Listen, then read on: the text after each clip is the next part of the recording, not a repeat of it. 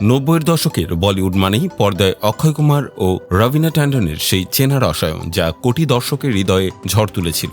বিশেষ করে মহড়া সিনেমার গান ও তাদের অনস্ক্রিন রসায়ন আজও সিনেপ্রেমীদের মনে তরতাজা। দীর্ঘ ২২ বছর পর বলিউডের এই অন্যতম জনপ্রিয় ও আলোচিত জুটি আবারও বড় পর্দায় একসঙ্গে ফিরছেন। আসন্ন বিগ বাজেটের কমেডি চলচ্চিত্র ওয়েলকাম টু দ্য জঙ্গলের মাধ্যমে দর্শক উপভোগ করতে যাচ্ছে তাদের পুনর্মিলন, যা নিয়ে ইতিমধ্যেই বিনোদন জগতে শুরু হয়েছে তুমুল আলোচনা। পরিচালক আহমেদ খানের হাত ধরে এই জুটির কামব্যাককে বলা হচ্ছে এক দুর্দান্ত ফ্যান সার্ভিস।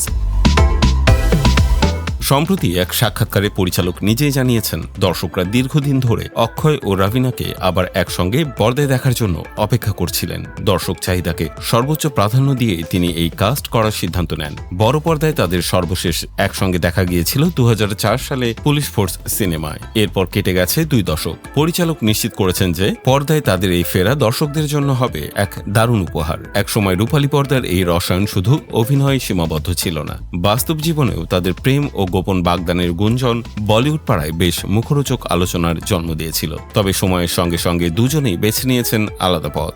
বর্তমানে অক্ষয় কুমার ও টুইঙ্কেল খান্না সুখে সংসার করছেন, অন্যদিকে রবিনা ট্যান্ডন ঘর বেঁধেছেন ব্যবসায়ী অনিল থাডনির সাথে। ব্যক্তিগত জীবনের সেই অতীত অধ্যায় পেরিয়ে আজ তারা দুজনেই অত্যন্ত পরিপক্ক ও পেশাদার ব্যক্তিত্ব। পরিচালক যখন রবিনাকে এই সিনেমার প্রস্তাব দেন, তখন অক্ষয়ের উপস্থিতির কথা শুনে তিনি কোনো দ্বিধাবোধ করেননি, বরং একে একজন পেশাদার শিল্পী ও বন্ধু হিসেবে সানন্দে গ্রহণ করেছেন।